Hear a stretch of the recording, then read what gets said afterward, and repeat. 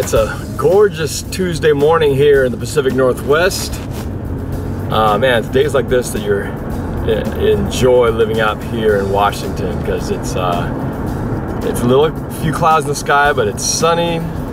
It's supposed to get up to upper 60s today and possibly hit 80 later this week. I feel like spring has finally arrived. Beautiful out here. Still enjoying hearing the news just now, listening to talk radio, sports talk radio about the Earl Thomas deal. And they're going to hold a press conference today at the VMAC today to formally announce it. And there's this little rumor that, well, speculation, I guess, that maybe they'll surprise all of us and have a press conference to announce the Sherman signing and have them both sign and announce it at the same time. But I kind of doubt it. I mean, there hasn't been any kind of official release or word about the Sherman deal. So anyway, while it would be really cool to have the two of them announce it at the same time, Legion of Boom, on the same day, but chances are we'll probably have to wait for Sherman.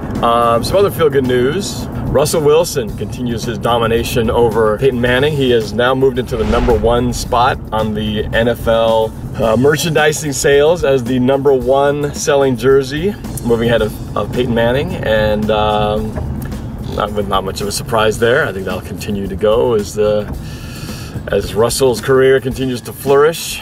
And in that top 10 list, I believe we also have Richard Sherman and Marshawn Lynch. So we got 3 Seahawks representing in the top jersey sales in the NFL. So Russell Wilson #1, Marshawn Lynch #5, and Richard Sherman #6.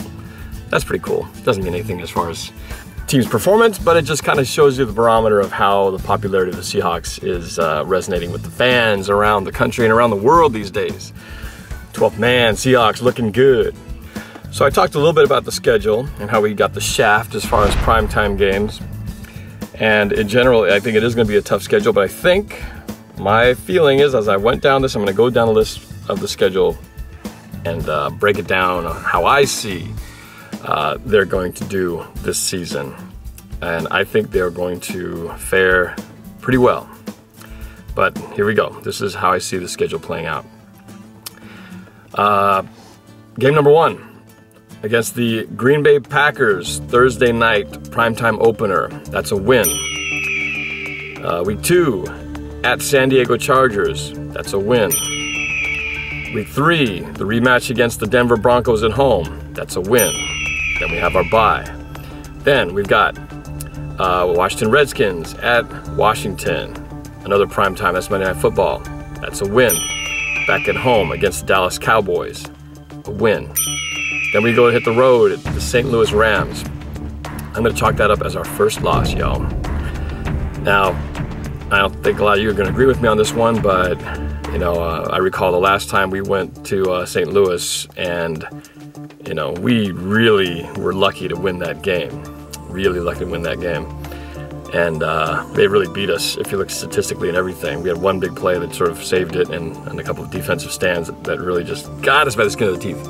But St. Louis, they're going to be a different team this year. They're going to have Bradford. He wasn't a quarterback when we played him over there, and they've got a whole bunch of picks, and they got that defensive pass rush is insane. Anyway, so that's loss #1. Then we continue on the road against the Carolina Panthers. And I've noticed that a lot of y'all have been seem to be scared of the Panthers. A lot of people chalking up as a loss, but I'm going to say we're going to win that game.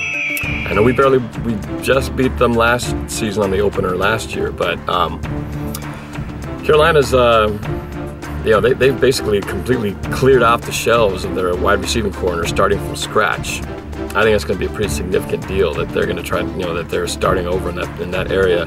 Cam Newton, I don't think he's got a quarterback who can generate the chemistry quickly and suddenly turn that core into a cohesive unit. So I think they're going to struggle offensively. They'll still be good defensively. It'll be a tight game, but we'll still win it. So win against the Carolina Panthers. Then we're back home against the Raiders. Win. Then New York Giants, November 9th, win.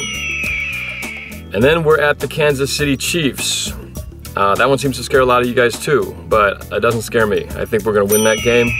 Yeah, Kansas City had a really hot start last season, made it to the playoffs, but I think, much like a lot of the AFC teams, I think they are softer than what their record shows. The record showed. They should have won that game against Indy in the playoffs last year. That was embarrassing how they gave up that lead.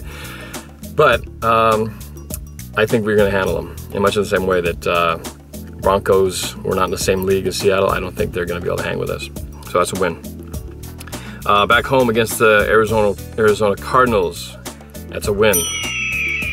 Yeah, they beat us last time, but that was fluky. It's how we will never have another game where we'll have 4 interceptions and still lose the game. So we're going to win that one this time. Then prime time Thursday night football, Thanksgiving game against the 49ers in San Francisco. I'm going to say everybody holds serve in their home court, so in their home stadium. So 49ers will win that game, and that will be our second loss of the season. Believe me, I hope I'm wrong. I hope we win every game, but I'm just kind of getting my realistic analysis. Then we're continuing on the road at the Philadelphia Eagles. That's going to be a really tough one. I've been nervous about that matchup for a long time, but I think we're going to win that game. Just something tells me we're going to win that game. Then we are back home against the Niners in that very odd stretch of almost just barely 2 weeks apart, facing the Niners. But we will win that game at home. 12th man will rise up. Not in our house, baby. Then our final primetime game, Sunday Night Football in Arizona against the Cardinals. I have that one down as our third and final loss of the season. And then we are back home for the final game, St. Louis Rams, December 28th, and that is a win, giving us a final regular season record of 13-3, which would match what we did last year. So it's a very optimistic 13-3. There's a couple games in there that could easily make us 11-5, but I'm going to give the Seahawks the benefit of the doubt, and we will remain undefeated at home. And yeah, 13-3, that's my prediction, y'alls. So we'll see if that stays true. Yeah, and that's my outlook for the season. I feel pretty good about it.